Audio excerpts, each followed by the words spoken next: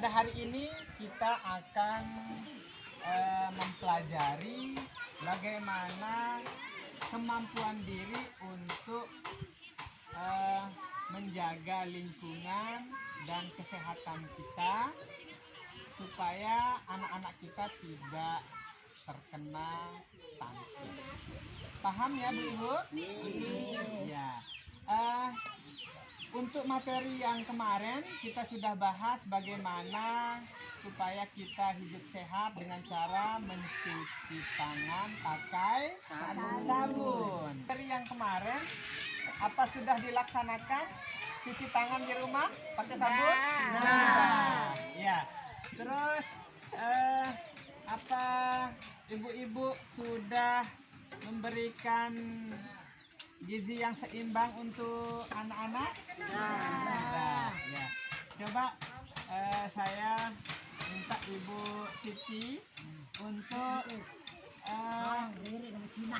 menggambarkan apa saja makanan yang bergizi yang diberikan untuk anaknya. Sayur, Ya, buah-buahan, buahan, ikan, ya, tahu tempe. Oke, itu makanan yang berada di lingkungan kita yang nggak perlu mahal ya Bu ya. Yang selanjutnya yang harus ibu-ibu pahami adalah bagaimana ibu-ibu bisa menjaga lingkungan supaya tetap sehat. Gimana caranya? Ibu harus punya keilmuannya. Bagaimana caranya dapat ilmu? Harus tetap ikut P2K2. Ya, kita tetap belajar pertemuan. Yang kedua, ibu-ibu bisa juga bertanya kepada tenaga kesehatan. Kalau ibu nanti pergi posyandu, ibu bisa bertanya bagaimana cara berperilaku sehat di rumah. Ya. Yang selanjutnya, sekarang kan sudah banyak media. Ibu bisa lihat dari internet. Ya, kalau ada tetangga yang punya HP Android, bisa minta bantu untuk mencarikan materi pelajaran bagaimana untuk berlaku hidup sehat. Materi kita bagaimana kita memanfaatkan lingkungan. Jadi untuk memenuhi kebutuhan kita Ibu, kalau kita rasa kita kurang mampu, kita harus berpikir bisa berinisiatif, ya, berinisiatif untuk memenuhi kebutuhan kita sehari-hari melalui lingkungan kita. Contohnya Bu, kita butuh sayur bisa kita tanam sendiri. Gimana caranya? Kita bisa pakai polybag, ya, mau tanam cabai, mau tanam tomat, mau tanam apa lagi? Sayur, ya, bayam, itu kita bisa tanam di rumah pakai polybag. Yang selanjutnya salah satu Bu, jadi pemanfaatan untuk lingkungan kita, karena kita di daerah pesisir, ibu-ibu bisa meminta bapak-bapaknya untuk cari ikan. Sudah dikasih sama Allah untuk mendapatkan ikan, tinggal mancing ya Bu ya. Kalau memang nggak bisa mancing, pakai jala saja. pakai uang. Oh, iya. Kalau nggak bisa mancing, menjirus. Iya. Ini juga salah satu cara kita untuk berlaku sehat. Nah ini yang pertama Bu, kita harus stop buang air besar di sembarangan tempat. Kenapa Ibu? Kalau Ibu Fatima, ya, kenapa kira-kira nggak boleh buang kotoran di sembarangan tempat? Kotor, ya kotor. Kalau banyak kotoran di lingkungan kita, nanti ada lalat hinggap di makanan kita, itu bisa membawa penyakit. Ya. Yang selanjutnya cuci tangan pakai sabun.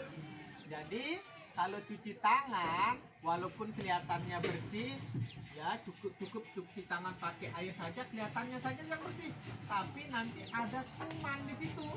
Nah, supaya dia lebih higienis kita harus pakai sabun. Oke, selanjutnya kita mengelola air minum dengan makanan yang di rumah tangga kita. Maksudnya kayak tadi Bu ya. Jadi kalau mau hidup sehat dengan cara ekonomis harus memanfaatkan lingkungan rumah ya. Jadi kita bisa tanam sayuran di rumah, bisa tanam kebutuhan dapur supaya hidup ekonomis, kebutuhan untuk kesehatan rumah tangga bisa terjamin. Bisa mengamankan limbah cairan di rumah tangga, maksudnya di septic tank ya Bu ya.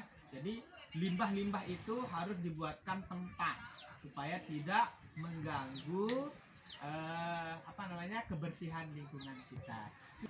Bisa memanfaatkan fasilitas umum. Nah, jadi kalau di rumah kita memang tidak punya jamban, kita bisa minta tempat kita di desa atau di dusun kita untuk dibuatkan fasilitas umum yang bersih. Contohnya ada tempat jamban umum yang bersih dan sehat. Nah, ini juga cara kita untuk menjaga lingkungan ya.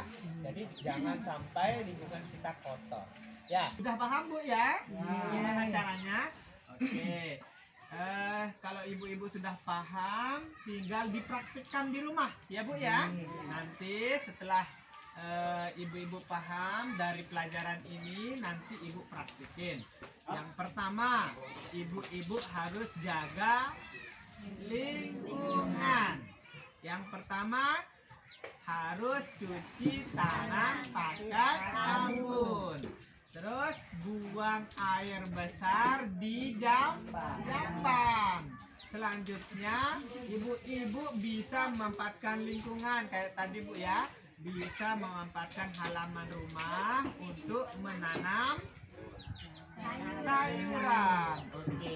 Dan memanfaatkan alam untuk bisa mendapatkan kebutuhan gizi untuk keluarga. Mudah-mudahan materi ini bisa bermanfaat dan berguna untuk ibu-ibu supaya bisa dipraktikkan di rumah ya. Terima kasih atas kehadirannya.